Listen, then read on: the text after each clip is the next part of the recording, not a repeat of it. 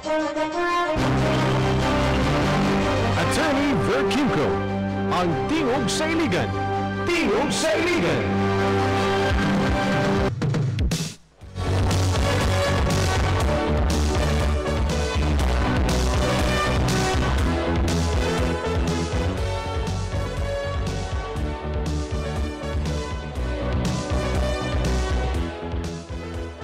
Good morning, mga pinalanggang tigpaminaw, katauhang tingog sa Iligan, katauhang tingog sa Mindanao, Pilipinas, kalibutan.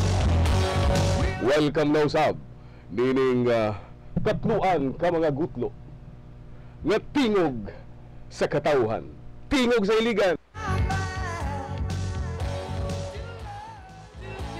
Kumusta? Padayon sa bugno sa kinabuhi. Pursuing the countdown of life.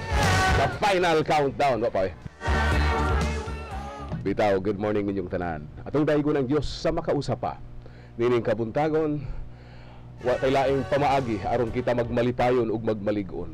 Pasalamatan ang Dios, pangayuon ang iyang panalangin. Wa tay mahimo kun wa siya.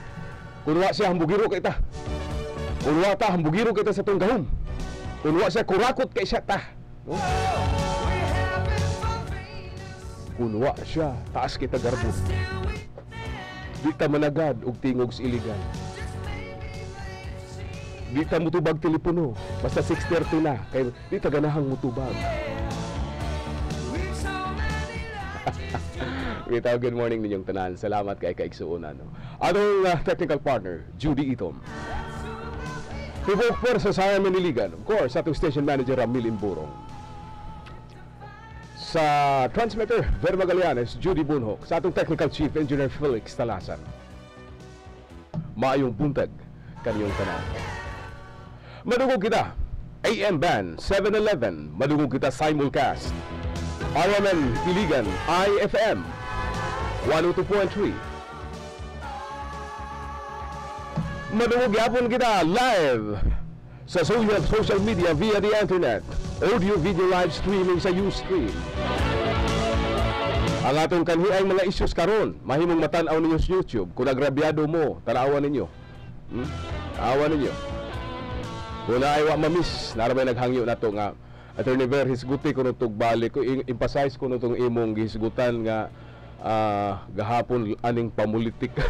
Politika. Sa legal information kagahapon, maayo man ang topic ko kagahapon sa straight to the point. Ihatag po paambit po kamay. Ato ro po tong ubos nga panghuna-una nga itimbol sa uban. Nag-standby kay karon si Miss Evelyn Madrio ang atong in charge sa DSWD aron mo hisgot nining issue sa core shelter fund, no? Atong hisgutan tong kalambigit sa politika. Sayo rin mo kayo itong mga politiko, idol mo lang lesbinay, mo yung like, pamulitika man na, nga dito ba doon, may laking abogado, UP graduate, mahadlok na noon, matubag Senate Blue Ribbon Committee, Vice President pag yun, di ka mutahod o jurisdiction sa co-equal agency. Di na mauwi. Abogado ka, may laki ka. Saan pag magbuntag debate, kulwa kay sala, mo nang ingon si Miriam Defensor Santiago, tumangan na, oy. Sige lang kag-ingog, pamulitika. Haskang paita na yun. Na-distort na yun ang meaning sa politika, pagkatarong sa politika. Politics is the science of engaging political power for the service of the people. Now here comes officials. Parehara siligan po. Diba? Kanang atong mga konsehal, ng taga-Sanggunian, Puera de los Buenos, may kayong sulti ay. Di man ay pamulitika ang amo. Wa mo kuyapi mga politiko mo. Namos pwesto, official acts. Pamulitika na, no? Ang pamulitika tarong na siya, tarong. Ganun inyo mang di man ninyo sus Ginoo ko. Ayaw ninyo glingaha ang mga tao, pamulitika na, uy. Ang pamulitika tarong na siya.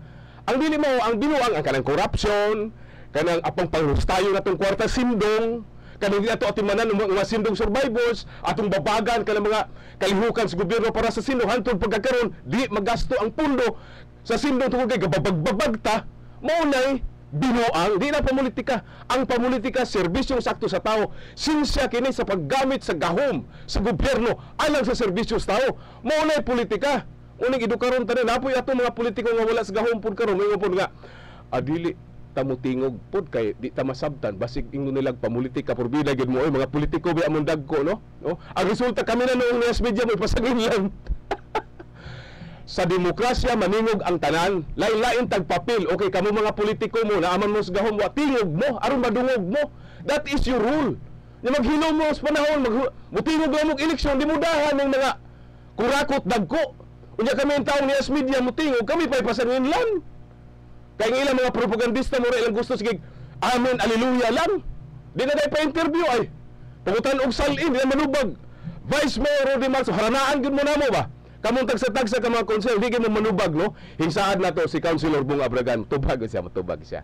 Karong noon sa itong tawagan, pero di mo mutubag, sugdan gid mo harana. Mangharana, rabagin mo ninyo, bantay gid mo. Last na lang gid mo ninyo kalaki ninyo ba? Si Felix Ting Maminta nagpahibalon nga sa Dunya Marias Subdivision Phase 4 na tayo homeowners General Assembly na election ugma 1 o'clock, okay? Okay, si Kapitan Ruel Pistulante diha sa politiko, no? Politiko, ang politika tarong ni. Ayaw ninyong i-distort. Inyo mang i-relate ng politika sa korupsyon nga inyong gihimo. Aron sa inyo ni ana ang mga tao in town, hasta ng mga tarong nga tao di na musuod og politika kay kamura diha. Munang ingon si Cardinal Tagle, ingon si Cardinal Tagle, kamong mga tarong nga tao suod mong politika kay tarong ng politika.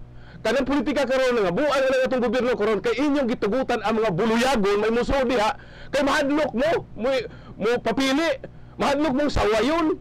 Di mo moawat ni Kristo nga bahala na kanang ilansan ka sa krus basta mo barog ka sa tinuod. Okay ra po si Cardinal Tagle ba? Ibutang na to sa lugar ba ha? Klaruho na to ha, ayaw na gyud mo. Di na gyud ko gusto makadungog pa ninyo mga politiko naba mo sa pwesto wa mo yun mo pamulitika man na kanang daotang buhat ingnon yung pamulitika. Ang pamulitika tarong na. Kanang inyong korupsyon ug pangawkaw di mo na binuang. May nga di man ni binuang amo. Okay ra na. Pero kag di ni pamulitika amo yung mga politiko mundag ko pagkaamaw ninyo. Pagka-ignorante ninyo, balik mo sa diksyonaryo, balik mo sa political science, o what is the meaning of politics, kay tarong ka na nga siyensya. Inyo mo nang hugaw-hugawan. Inyo mang i-mislead mga tao in town, inyo mananakot na ba ka istorya ha? Sa matag panahon nga pangutanon sa ilang kaakuhan, na question, pamulitika mo na, di naman tubag, pamulitika mo na, di naman tubag sa telepono, pamulitika mo na, agoy! Dili nga anak, biya kabugo ang katawhan, ha? Dili nga anak, kabugo ang katawhan. Iliganons, Filipinos are thinking and intelligent people. Last na lang gid mo anang kalaki ninyo. Nawag mo yung Lonis. Naka-standby ka ron, ma'am. Si Ma'am Evelyn Madrio naka-standby ron. May buntag, ma'am. Ma'am, morning. Morning ba, ma'am? Ako nang gisabot, sorry, ma'am, sayo kong strong language gamay. Okay na to, ma'am, para ma-emphasize. Pero, ma'am, good morning. Gusto namin ako yung klaruhon kining status bitaw sa Core Shelter Fund. We have 242 million downloaded to the local government of Iligan. Yung murag wala gid maggamiti, ato galing Disyembre nibuhi galing statement ang Call for Justice ano kung mahimong gamito na lang ng mga daghang yuta bitaw sa syudad para magbalayan ani. Ma'am, kumusta man ang status aning maong Core Shelter, ma'am? Sa pagkakaroon, naaman tayo ko ay nakita nga lihok man pod ang paanyod ang ato ang lokal nga panggamhanan. Ani lang bag-o kini ato ang pundo sa Core Shelter Assistance no nga ato ang gitransfer sa local government sa Iligan gikan sa DSWD. Naaman tayo nakig-partner man ta sa mga non-government organization. So kaning 242 million sa pagkakaroon nakuhaan na gid ni siya kay naaman tayo mga partner ng NGO nga maoy nitabang nga kaning kwarta atong yung ma-utilize sa pinaagi sa pag-build o mga balay, no? Aning bag-o lang na kuhaan na gid kini siya tungod kay naamantay na kita nga mga kaabag partner kining Nehemiah Village o kining Diocese of Iligan. Nehemiah Village. Karon ang nakuha na gyud nato aning kwartaha sa ako alang estimate out of 242 million, ang nabilin ani karon mga more or less mga 279 or mga anak close anak kay 279. 278 close estimate lang. No, ma'am, originally this is 240 or Yes, sir. Yeah, so pilagi na didak ano, so naa na tingin sa 179. na close anak nga 170. Wala dili pa 100. Ako nga kuan follow up sa likod sa kuan sa pundo 198 man to ang balance. Kuan man ni aning bag-o og mga more or less 20 million tungod kay nakuan man nato ang tabang sa Diocese of Iligan.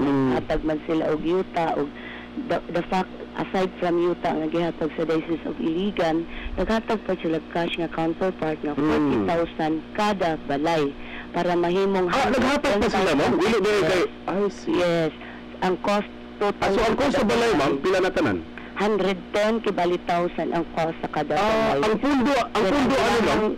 Ang pundo ng DSWD, pila, 70 ba eh? 70,000 kada balay. Kini na yung reklamo, ma'am, nga nag-question sila nga nung ang simbahan kuno naghinog dagkong balay. It is because ang simbahan di, ang diocese di, naghatag po dahil 40 mil kada balay. Yes na, sa amuan during meeting, in fact naman na sila mo. Natingalan ko ganindot mo kayong balay pagkahimo, ma'am, sa diocese? Tinood man na, no? Dili man na nato malimod, tungkol kay naghatag sila counterpart nga 40,000, na kuan jud ang resulta gyud sa balay kuan jud mas gyud kung ato ang i-compare sa 70,000 lang considering sa kamahalon sa mga materyales karon.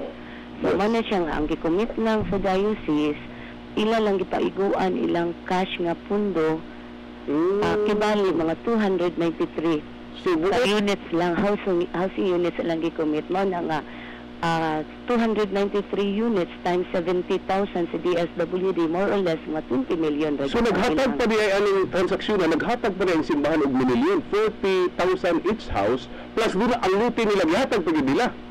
Oo, ana ina ang itabuan na niya kay ingon ani man gud ang sitwasyon sa diocese sigon sa among meeting dili pud sila gusto nga ang mga tao mag-compare silang mga balay kay ana man ginyutang gihatag nindo sila na sila existing na mga pila po kabalay, mga 100 kapin siguro na more or less. So, dili po pwede nga. Makuha sila kwarta sa DSWD, 70,000 lang ang cost sa kada balay, whereas ang ilang mga silingan, 110,000. So, di pangitala pa maagi, nakakuha sila pundo, ilan na lang yung giigo, pila kabalay ang ilahang makuha nga mapuno siya makumit nila nga makapuno sila 40,000 kada unit. Ilang reklamo, ma'am, nga wa kuno mo sumiter og design sa ining balay ngadto sa DSWD tinuod di ikaw mong ginasa ano naman na siya, sir, kani manggong ko to guidelines sa akong core shelter assistance dili man gid na siya fix nga ang DSWD ra ang mo design. Ano magud sir na amo gi mga panahon nga ang design nato magadepende ka na sa lokasyon sa yuta. Ug adto di ay sa mga yuta nga lulaying na dali maagi medyo dili kay ko siya mag-ulan matubigan tayo. Siyempre, mausab gid ang modify na to ang design ana. Pero kanang mga design ma-approve naman po ang DSWD kung nakita na ito nga ang ngayon siya nga design anong lokasyon. Okay, na-approve ba? Nasumiter ba rin o na-approve ba ng design sa ano kani siya mga design, sir? Tungod kay amo naman gitagaan o katungod ang local government unit i-transfer naman na mo ang fund pinaagi sa MOA na may katungod ang LGU na makig konsulta po sa iyang sa partner nga ilaahang nakuha nga kung sa ang ngayon nga design nga ilahang pagatukuron anang nakita nila nga site wala na may question ang kuan ana ang importante na to ana is natukod ang balay conducive na puy-an sa mga taong biktima sa sendong yan equivalent ang cost sa kwarta nga ginakuan ana gina-budget ana kada unit. I see. Kining issue ma'am sa cash advance kining style ano bitang pag cash advance kay gireklamo pud lang ngano kuno cash advance na siya ngadto sa gadto kanu sa simbahan ngano cash advance kuno na. Hindi mo na pwede.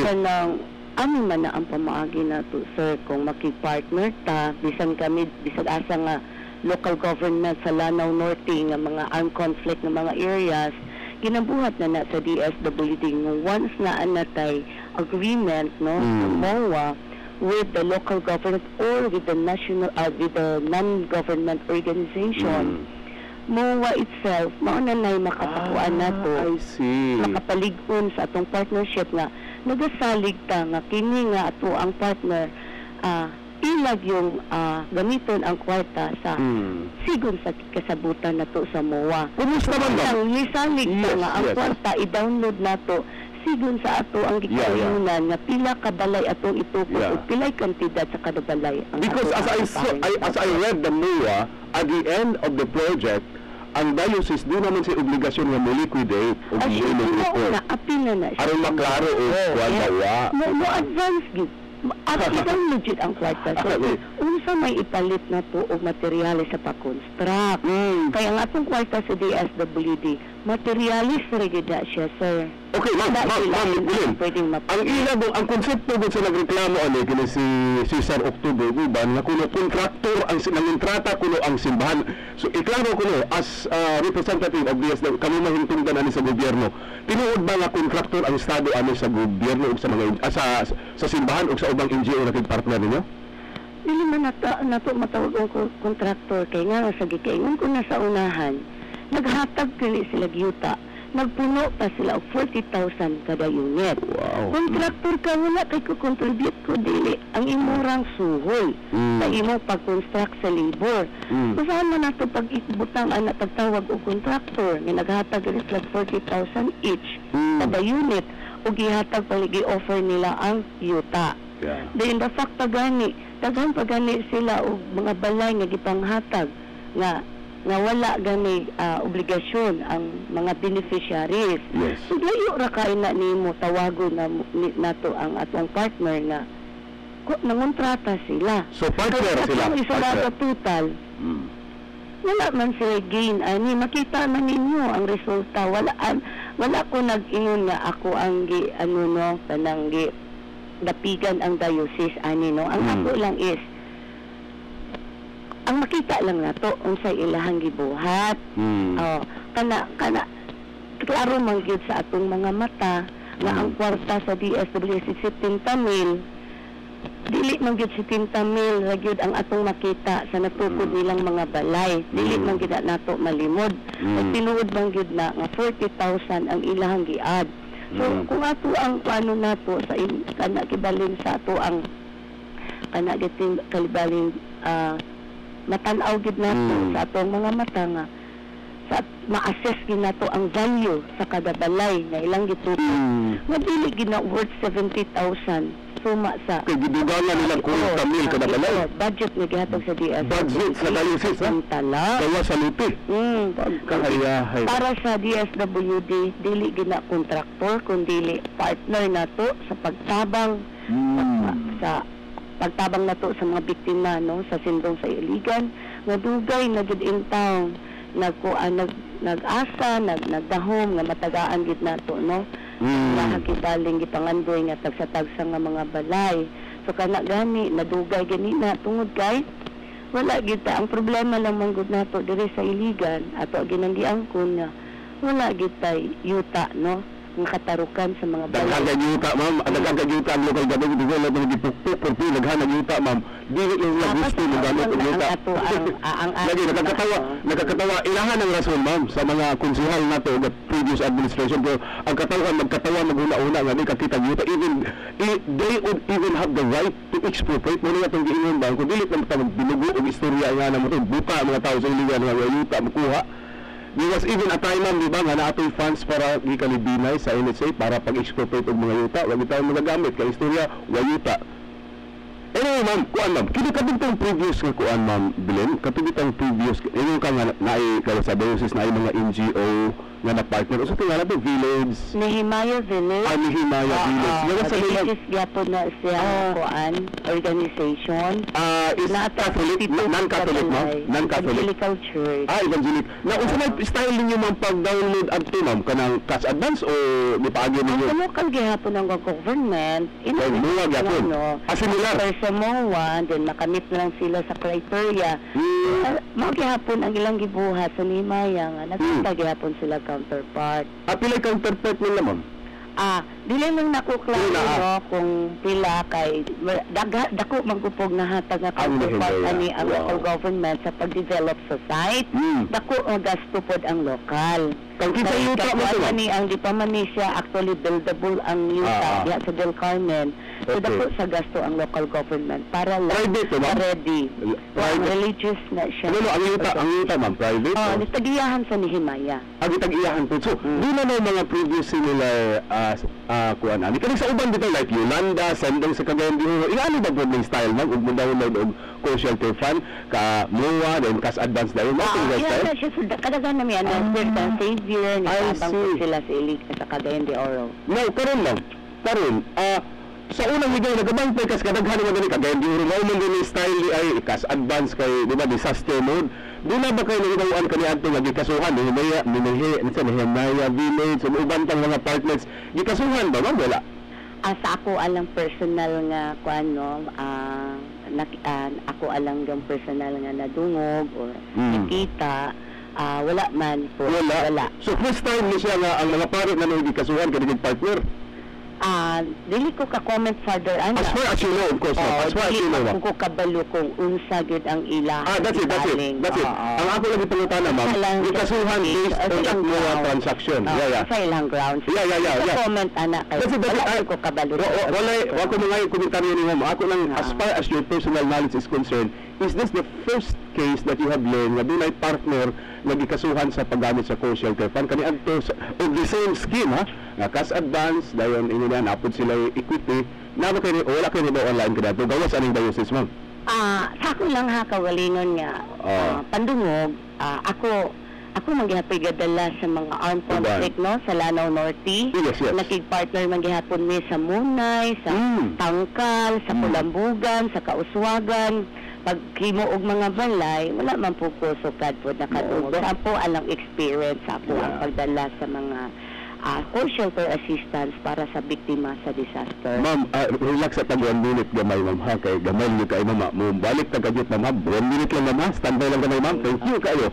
Alang sa ating mga late tuners, si Miss Evelyn Magrio, social worker kini sa DSWD nga in charge ni ining co-shelter program sa Iligan nga atong gipangutana aron siya mo tin-aw mo ni katinawan mo ni kamatuuran kay siya gid mismo ang hingtungdan gikan sa DSWD. Paabuta, mubalik ta uban ni Miss Evelyn Magrio. For your construction needs to build beautiful buildings and homes. Your floors and ceilings, see pearlings, roofings, steel trusses, steel deckings, casements, PVC windows and doors. Durable, beautiful, and affordable. At Inshallah Marketing, your satisfaction is our concern.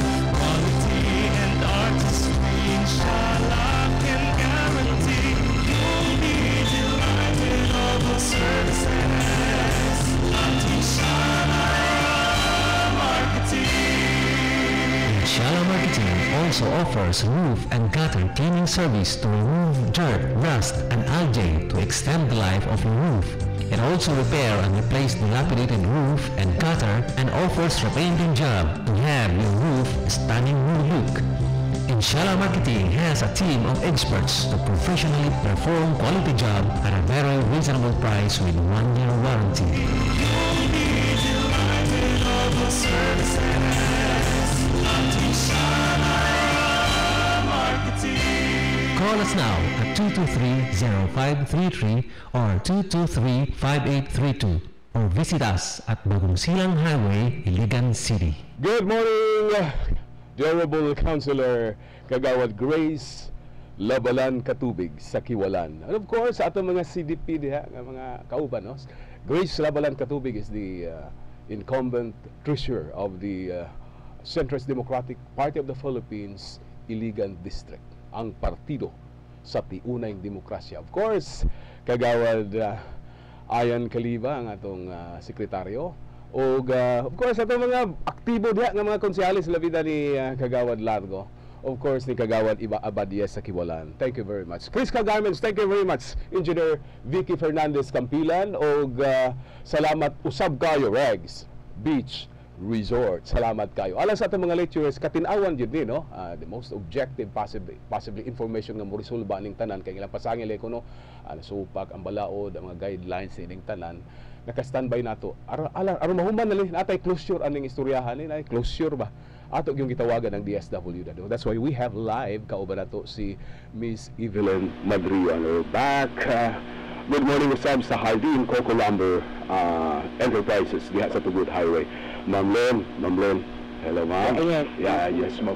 So mauni ang nahitabo daw ni ma'am, usa man yung debate, ma'am, inyong tan-aw nga pagsunod tinuod ni ma'am nga kisa may naghamyo ani bitawng kuan, nga mosunod mo sa mga giduol mo ani sa simbahan, ma'am, sa mga kaparian para mag-volunteer sila nga makig-partner? Ani manggid na siya, sir, no? Panahon sa kalamidad, tuod lagi kay dili makaya lagi sulon sa gobyerno, ang pagtubag sa panginahanglan sa mga biktima, labi na ning pagtukod og kabalayan. Mao na jud ni ang kinaiyahan sa atong gobyerno nga manawag ta sa mga klase-klaseng organisasyon kung kinsay naay kapasidad ug naay willingness na interest nga motabang sa pagtubag sa mga kinahanglanon sa atong mga biktima. Dili gid nato na siya kanon. So balik kamo ang mismo nga gobyerno. Nanita man ganita o klase nga mga organisasyon nga makatabang. Sana na siya ang kuan gid na. Nature sa to. Pasabot ang gobyerno, ang DSWD ang naghamyo kanila, ma'am, nga mutabang sa kuan kan tuwi ni siya kana ang nag-advocate jud ang government syempre. Kung kinsay ato ang ma-partner, no? That's it. As far as the diocese is concerned, kami nag-advocate ay mitubag. Okay. Ang atong punto, ma'am. Ang ato ang importante is, based sa guidelines, makawan ba sila? Makamit ba sila sa criteria sa guidelines? Ana raman na So, kining diocese, ma'am, na-meet ba nila ang criteria sa guidelines? Kanas yan, no, during lang sa among meeting, amo man ang gihisgutan with the local government kay considering na ano man gid ang kwarta sa lokal. Sa ang lokal nga government po sa Iligan, kung naa sila'y makita ang partner, ano po sila, konsulta sa DSWD. So sa pangutana, ma'am, na-meet ba nila ang guidelines criteria? Kasi dun sa ato ang nakita sa amo ang konsultasyon sa puntong meeting, wala man siguro na mo nakita ang DSWD nga babag kay ako nang gikaingon sa unahan na ay MOA, na sila'y counterpart, na sila'y yuta, ang ilahan lang kung anong karon at tupagon kining pag-liquidate sa pasukan. Sige. Sa akong nakita lang sa amo alang kuanhan level sa local government, sa pagkakaroon, wala man ko'y nakita nga na ay mga kalapasan sa guidelines ilang nahimo. Based lang sa DSWD guidelines. Ang amo lang gipaabot, ang liquidation lang. Ma'am, si Mr. Ray Roque sa Housing and Resettlement Office may pagpadayag sa iyang kabalaka sa pikas sa Kutugan Orkestasyon. Ngayon gihimo ning nagpalingo ning kaso, kiniga-kaso karon si sa Oktubre, magkahadlok nagsamot ug dili na gid ma-implementar kining co-shelter program ug mag-angkos og samot ang atong nagulat ng mga sandong victims kay imagine man og voluntaryo digasto pag kwarta diha tag pagyuta para mahimong partner di kasuhan man ug itumutuan man nga kontraktor unsa may ini kasulti ko ani ma'am unsa tan-aw unsa epekto ani nga sa implementasyon ug pagtabang sa mga sandong victims. Ako dili asagi kayon ko na no dili man ko ka-comment kung unsa mga bulok mga grounds no kung naagid na siya para sa ako sa akong opinion nagid ni siya po epekto po sa aking partner nga naam na sila doubts kung basin og kana bang mga ginagmay lang mga problema i-magnify ana ba siyempre nagid na siya kung pero ani man gud na kung naay mga reklamo makabalo sila sa grounds or dili na epekto sa mga tao nga nakadungog. In fact, namangayag si Gemma, Father Gemma Veracruz nga dili sila makig-partner tungod aning gihimong gikasuhan na hinuon sila, di na makig-partner. Tabang na lang kuno sila ila, dili na sa makig-partner sa kuan sa gobyerno. Ang resulta ani usaon naman lang yun. Ato na bang December gibaira na nga bawi na sa national government kini shelter program. Diya karon wa na yung makig-partner. Usaon naman lang yun ma'am. Ayon anak kong ang DSWD, amo naman ginang paningkamutan, saon na to pagtabang ang local government na magamit na nga kwarta. In fact, na naman gid po may letter, no? Reiterate na ganyan mo ang letter, pag dili ginagid ma-utilize ang pundo, matugos gid ang kuan national government sa pagkuha. No? Kano sa ama, kung sa may tagal, sa letter.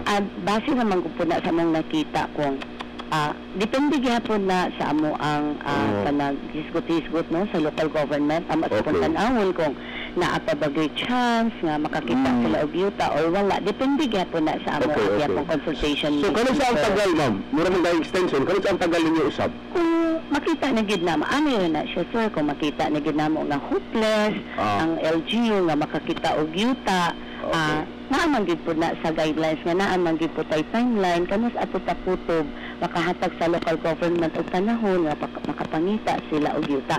Mao na siya kung dili na gyud kung ano gyud hopeless na na gyud na naman gyud mi letter sila mismo ang local government nakasabot po sa among side kay kami po ako man po ng accountability tuluban tinuod ma'am sa taas kay kami man gyud taas ma'am ang kagayan di uro ma'am ang kagayan di uro hurot na mag-implementar ilang call shelter so far kay ani man gud lahi man gud pod ang kuan that's it yes kagayan ma'am kagayan og iligan kagayan ma'am so implemented ba dito implemented na kay naan naman sa land banking wala tay panahon na ma'am wala tay panahon salamat kay ma'am Iling sa inyong panahon ha nagtawag-tawag thank you for the time thank you very much salamat ka sa programa sa Iligan City.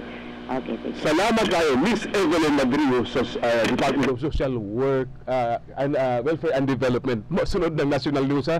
Lamat kay kaigsunan. At least sa tinawang tanan, Mr. Cesar Octubre, Sir Abay, pwede ma-interview sa Monday. Tawagan tigag usab. Matinaw ng tanan. Namang panahon tanan. Pero at least sa mga tao nga na minaw, matinaw na gitong tanan. That's from the horse's mouth sa DSWD. O the interview will speak for itself. Salamat kaayo kaigsuunan. Wala na gid tay panahon. Thank you hinaut. Pasaylo ako Attorney Voltaire Rivera na hurot atong panahon sir. Blunista ka importante ka itong desisyon sa Supreme Court of Singapore reversing the decision of the arbitration court pabor sa global. Salamat kaayo kaigsuunan. Kini na usab ang imong kauban sa hustisya. Ver Kim ko. God bless. Praise God. Inyong debate si Attorney Ver Kimco, ang tingog sa iligan. Tingog sa iligan. Hangtod sa sunod higayon. Tingog sa iligan. Pagkadaghan sa mata nga nangandoy pang matunog kay matamis pang... Ito ang DXIC 711 sa Iligan, numero 1. Tatak RMN. Araw-araw pinakikinggan sa Luzon, Visayas at Mindanao, sa buong bansa at sa buong mundo. Kinikilig